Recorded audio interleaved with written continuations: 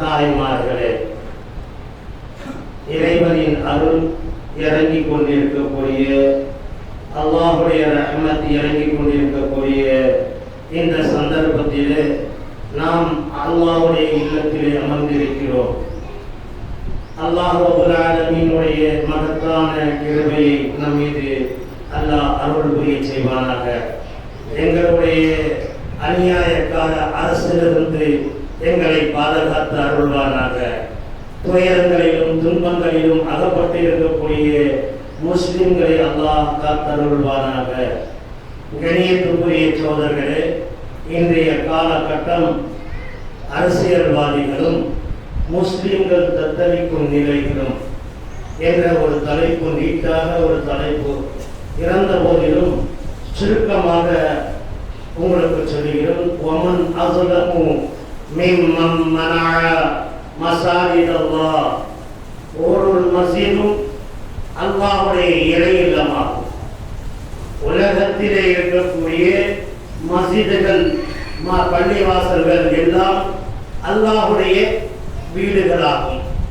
இன்ன அவ்வல பைத்தி உஸிய லின்னாஸ் லல்லதி பிபக்கத முபாரக வ ஹுதல் லில் ஆலமீன். மக்கா என்று சொல்லக்கூடிய இந்த காபா மஸ்ஜித்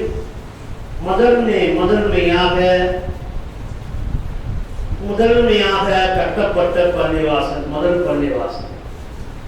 இந்த பூமியிலே பள்ளிவாசல் இல்லாமல், மஸ்ஜிதுகள் இல்லாமல் இருந்த நிலையிலே முதன்மையாக கட்டப்பட்டது மஸ்ஜிதே மக்கா, காபத்துல்லாஹ்.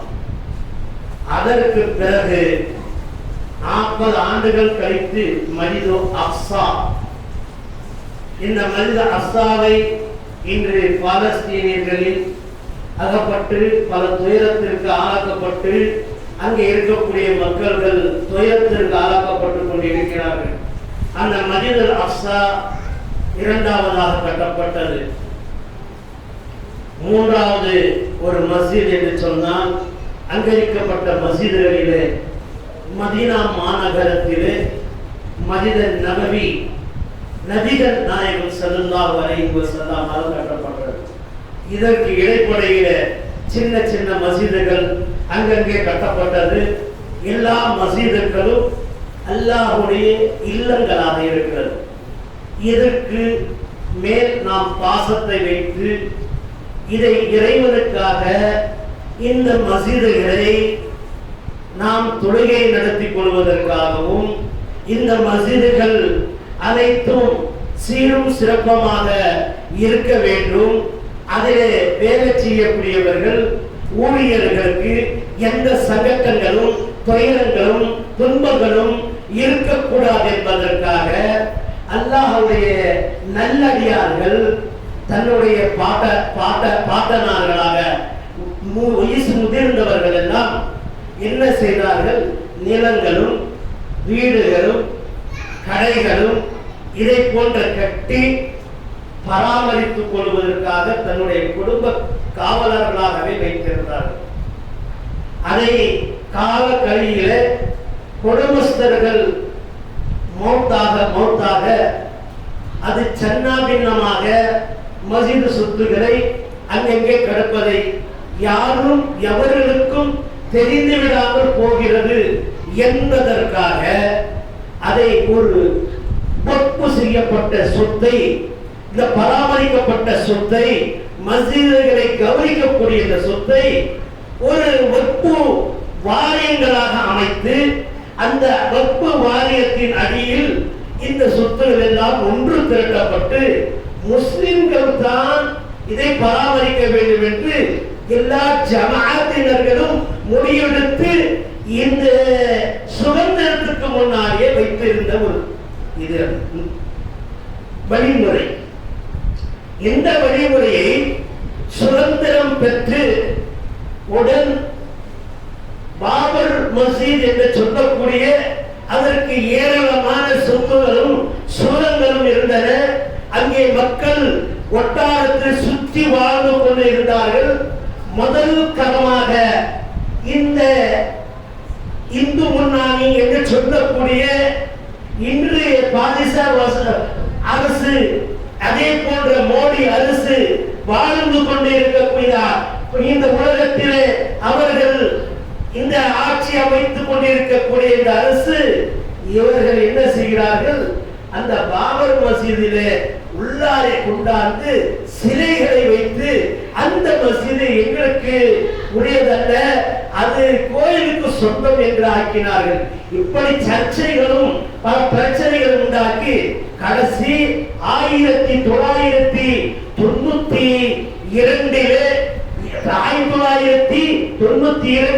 டிசம்பர் 6ஆம் தேதி அந்த பள்ளிவாசலை இடித்து பல கோணங்களில் அவர் காட்டினார். என்ன சொன்னார்கள்? கரசேவை கரசேவை என்று கரிக்கிற சேவைன்னு சொல்லி பாபர் மசீதை கடைசி கரிசேவையாக 1992 டிசம்பர் மாதம் அதை இடித்து தரமட்டமாக்கப்பட்டது. அப்படி தரமட்டமாக்கப்பட்ட ஒரு முதல் பள்ளிவாசல் எல்லா பள்ளிவாசல் மீதும் தன்னுடைய பார்வை சென்று கொண்டிருக்கிறது. எப்படி செல்கிறது?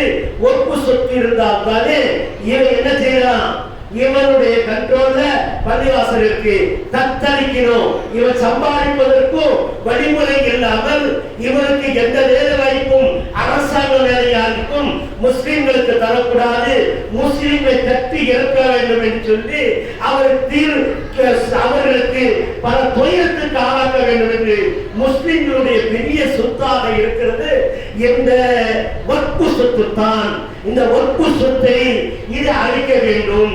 இதை நம்மால் உள்ள போட்டோம்னு சொன்னா எங்கெல்லாம் பலவீனமான இடங்களாக இருக்கிறதோ அங்கெல்லாம் பிடிங்க எடுத்துக்கலாம். இப்ப பேர்மாம்பூர்ல பார்க்கிறோம், நாம பார்த்த வக்ஃபு சொத்துக்களை ரோட்டு மசீதுக்கு இருந்தது, அதே அந்த முக்கான மசீது போன்ற மசீதுக்கெல்லாம் என்ன செஞ்சாங்க?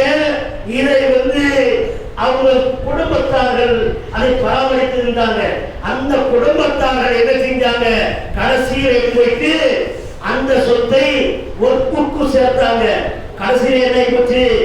ஒப்புக்குள்ளாரு யார் வேணாலும் அதை நிர்வாகம் பண்ணலாம், அந்த குடும்பஸ்தார்கள் நிர்வாகம் பண்ண தேவையில்லை அப்படின்னு அவங்களை ஒதுக்கி இந்த வகுப்புல உட்கார்ந்து இருக்கிறவங்க லஞ்சங்களை பெற்று பலர்களுக்கு பதவிகளை கொடுத்து பலர்களுடைய மூலமாக அந்த சொத்துக்களை அபகரிக்க வைக்கிறாங்க.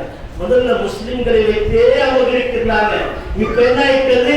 இன்னும் காப்பீர்களை கூட போட்டு முஸ்லிம்களை பலகீனப்படுத்த வேண்டும், முஸ்லிம்களை பலகீனப்படுத்தி அவர்களை சின்னாபின்னவர்களாக்கி அவருடைய சொத்தை பிடுங்கி என்ன செய்யணும்? இவர்களுக்கு ஒண்ணும் இல்லாம ஆளாக்கணும். ஆனா இவர் நினைச்சுக்கிட்டா என்னண்டு இந்த முஸ்லிம்களை எப்படியாவது தாழ்த்திடலாம், தரமட்டம் ஆக்கிடலாம் அப்படின்னு முஸ்லிம்களை நினைக்கிறான். ஞாபகம் வச்சுக்கீங்க, தாவூத் அலைஹிஸ்ஸலாம் தாலூத் என்ற அரசன் ஒரு பெரும் கொடுங்கோலமான அரசன் இருந்தான். அந்த அரசனை தாவூத் அலைஹிஸ்ஸலாம் சொன்னார்கள், நிச்சயமாக உன்னை நான் வீழ்த்தி விடுவேன் இறைவனுடைய பக்தியாக. தாவூத் அலைஹிஸ்ஸலாம் ஒரு நோம் வைப்பார்கள், ஒரு நாள் நோய் வைக்க மாட்டார், ஒரு நாள் நோய் வைப்பார், இன்னொரு நாள் நோய் வைக்க மாட்டார்.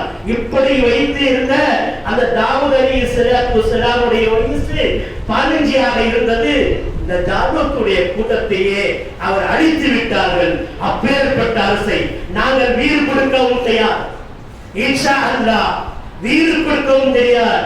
ஆனால் அந்த காஃப் என்ற அத்தியாயம் ஜும்மாவிலே நாங்கள் ஓதுறோம்.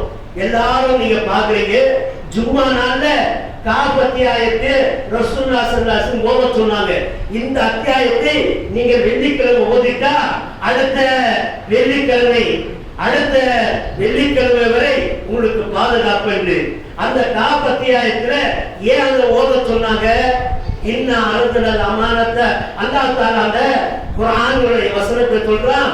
என்ன நஸீரத்தல்லாஹி நப்லு அய்யும் அஸ்ல் அமல வ இன்ன லஜாயிலுன மா அலைஹா ஸையீதன் ஜுருஸா அம் ஹஸிபத அன்ன அஸ்ஹாபல் காஃபி வர்ரகீனி. அல்லாஹ் தஆலா ரப்பனா ஆதினா மின் லதுன்க ரஹ்மத்தன் வ ஹய்யில் லனா மின் அம்ரினா ரஷதா. அந்த பெரும் அரசவை இருந்தது, இதெல்லாம் நாம் வைத்துக் கொண்டியது. அதுல கொஞ்சம் கொஞ்சமாக முஸ்லிம்களை துன்புறுத்த கொண்டு வந்தார்கள். எப்படி ஒரு பிரதமராக எல்லா நாட்டையும் கண்ட்ரோல், அதாவது எல்லா மாநிலத்தையும் கண்ட்ரோல் பண்ணக்கூடிய பிரதமர் இருக்கிறாரோ அந்த மாதிரி ஒரு பிரதமர் இருந்தால் அவர் எல்லா நாட்டையும் சுத்தி வருவார். எல்லா நாடுகளிலும் எல்லா மாநிலங்களிலும் இஸ்லாம் இருக்கக்கூடாது என்று மசீதுகளை இடித்து தள்ளினார். ஒரு காலத்தில் எல்லா மசீதுகளையும் இடித்து தள்ளிட்டார்கள். கடைசியில ஒரு கிராமத்துக்குள்ளார ஒரு மசீது இருந்தது. அந்த மசீதிலே சில வாலிபர்கள் தொழுது கொண்டிருந்தார்கள். அவர்கள் சொன்னார்கள், நாங்கள் வீடு போனாலும் பரவாயில்ல, ஆனால் மசீதை இழக்க தரமாட்டோம் என்று.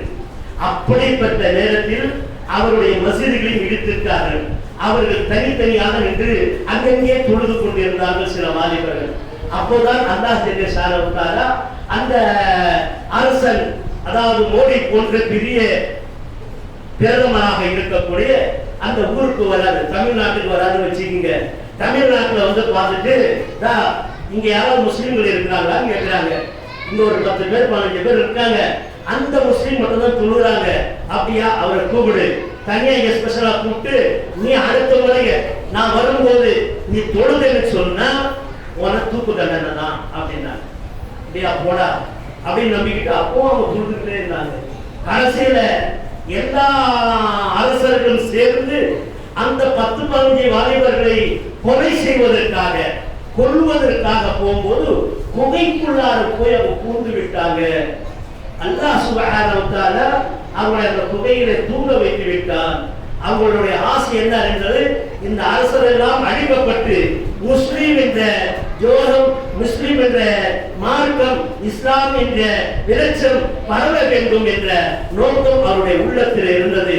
அவர்கள் என்ன செய்தார்கள் என்று சொன்னால், ரப்பனா ஆத்தினா மின் லதுன்க ரஹ்மத்தன் வ ஹய்யி லனா மின் அம்ரினா ரஷதா, யா அல்லாஹ் என்னுடைய பாதத்தை பலப்படுத்தி தருவாயாக, இந்த காபிர்களை எதிர்ப்பதற்காக நாங்கள் பலமாக இருப்பதற்கு எங்களுடைய கால்களை பலப்படுத்தி தருவாயாக என்று அல்லாஹ்வுடைய இடத்துல அவங்க பிரார்த்தனை செய்து அந்த குகைக்குள்ளார போனாங்க.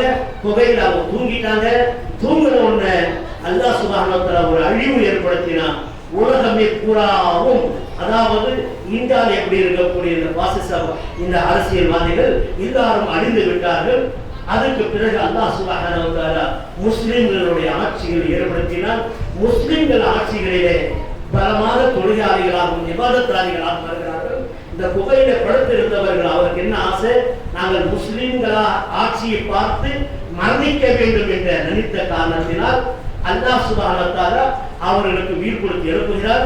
எழுப்பி அந்த ஊருக்குள்ளார பார்க்குறாங்க, எங்க பார்த்தாலும் முஸ்லிம்களாக இருக்கிறாங்க. அப்போது அவருடைய கையில் இருந்த அந்த தீனார்களை கொடுத்து மாத்துறதுக்காக பார்க்குறாங்க, சாப்பாடு வாங்குறதுக்காக பார்க்குறாங்க. பார்த்தா செல்லாதுன்றாங்க. நீ எந்த நாட்டு உள்ளவங்க, எங்கெந்த வந்தீங்க அப்படின்னு கேட்கும்போது, அப்புறமாக நாங்கள் வந்து புகைவாசிகள், இதை போன்று நாங்கள் புகையில போய் மறைந்து விட்டோம் அப்படின்னு அவர்கள் சொல்லும் போது அல்லாஹ் ஜல்ல ஷானஹு வ தஆலா அந்த புகைக்குள்ளார அவர் போன பிறகு மௌத்தாகி விட்டார்கள். அவர்கள் கண்கூடாக பார்த்தார்கள், இஸ்லாமிய ஆட்சி மலர்ந்து விட்டது என்கிறார். ஆகையால் அல்லாஹ்வுடைய நல்லடியார்களே, ஒரு நாள் எல்லோரும் அழிந்து விடுவார்கள். குல்லுமன் அலிகப்பான், எப்பேற்பட்ட ஃபிரௌன் என்னலப்புக்குமலால உலகத்திற்கே ரப்பு என்று சொன்னான். இந்த இந்தியாவுக்கு சொல்லிக்கிட்டே இருக்கான் நான் கடவுள் என்று, ஆனா உலகத்துக்கே சொல்லிக்கிட்டு இருக்கா என்னன்னு, என்னலப்புக்குமலால நான் தானா கடவுள் அப்படின்னு. எப்படி நான் தான் கடவுள் என்று அமெரிக்கா சொல்றானே, அந்த மாதிரி நான் தான் கடவுள் என்று என்னலப்புக்குமலால, என்னை தவிர வேறு கடவுள் இல்லை என்று. அப்பேற்பட்டவனையும் அல்லாஹ் சுப்ஹானஹு வ தஆலா என்ன செஞ்சிட்டான், கடல்ல முழுகடித்து அவருடைய சடலத்தை இன்று வரை பூமியில் புதைக்காமல் வைக்கப்பட்டிருக்கிறது. ஆகையால் அன்புக்குரிய தோழர்களே, அரசியல்வாதிகள் எங்களை ஏமாற்றிக் கொண்டு எங்களை சித்திரவித்துக் கொண்டிருந்தால் நாங்கள் கண்ணுக்கு முன்னாடி பார்த்து கொண்டிருக்க மாட்டோம். அல்லாஹ்வுக்காக என்னுடைய வீரை தியாகம் பண்ணுவதற்காகவும் தயாராகிவிடுவோம். அந்த ஒரு தியாகத்தின் ஒரு சிறிய உரிப்போல் தான் இன்றைய தினம் ஒரு பெரிய ஆர்ப்பாட்டமாக இன்னைக்கு ஸ்டேட் பேங்கான வைக்கப்பட்டிருக்கிறது, லாரி செட்டான. இதில் அனைத்து முஸ்லிம்கள் கலந்து கொள்ள வேண்டும் என்று எங்களுடைய ஜமாத்துக்கும் கேட்டுக்கொண்டார்கள். 1:15 தொழுகை நடந்து எல்லாரும் அங்க வந்துடுவாங்க, 1:45 ஆரம்பிப்பாங்கன்னாங்க. ஆனா நம்ம மசீதிலே 1:15 தான் சும்மா ஆரம்பிக்கிறது. அதனால கொஞ்சம் லேட்டா ஆரம்பிச்சு இன்னைக்கு ஆரம்பிச்சிருக்கிறோம், அதை சீக்கிரமா முடிக்கிறோம். அனைவரும் வீட்டுக்கு போகாதீங்க, சாப்பாட்டுக்கு எதிர்பார்க்காம நேர ஆர்ப்பாட்டத்துக்கு போய் கலந்து கொண்டு எங்களுடைய மக்கள் தொகையை எடுத்து காட்டுங்கள். இன்ஷா அல்லாஹ் இதுல அடங்கிட்டா அந்த அரசு போதும். இந்த மோடி அரசு இருக்கான இதுல அடங்கிட்டா போதும். இல்ல எங்களுடைய ரத்தத்தை சிந்தியாவது எங்களுடைய மார்க்கத்திற்காக பராமரிப்பதற்காக மதரசா வகுப்பு செய்யப்பட்ட சொத்துக்களும் இதே போன்று மஸ்ஜிதுக்காக வகுப்பு செய்யப்பட்ட சொத்துக்களையும் நாங்கள் ஒருபோதும் விட்டுத்தர மாட்டோம். எங்களுடைய ரத்தத்தின் மேல் தான் நடந்து அவர்கள் சொத்தை பார்க்க வேண்டும். அன்புக்குரிய தோழர்களே, அப்பேற்பட்ட சொத்தை நாங்கள் இறைவனுடைய சொத்தை பாதுகாக்கக்கூடியவர்களாக இருக்கிறோம். இதைவிட இன்னும் மேலாக சொல்ல போனால் காபாவை இடிக்க வந்தவர்கள் அவரையும் அல்லாஹ் தஆலா அலம் தர கைஃப ஃபஅல ரப்புக பி அஸ்ஹாபில் ஃபீல், அந்த யானை படையினர்களை நீங்கள் பார்த்தீர்களா? அவருடைய நிலை என்ன ஆகிவிட்டது? வெற்றில்கள் மென்று துப்புவதை மாடுகள், அதை போன்று அவர்களை ஆக்கிவிட்டோம். அதை போன்று இவர்களை நாங்கள் ஆக்குவோம் அல்லது அந்த ஆக்குவான் என்று கேட்டுக்கொண்டு இந்த முதல் உரை முடிவு செய்கிறேன். வாப்பளந்தால அல்ஹம்துலில்லாஹி ரப்பில் ஆலமீன்.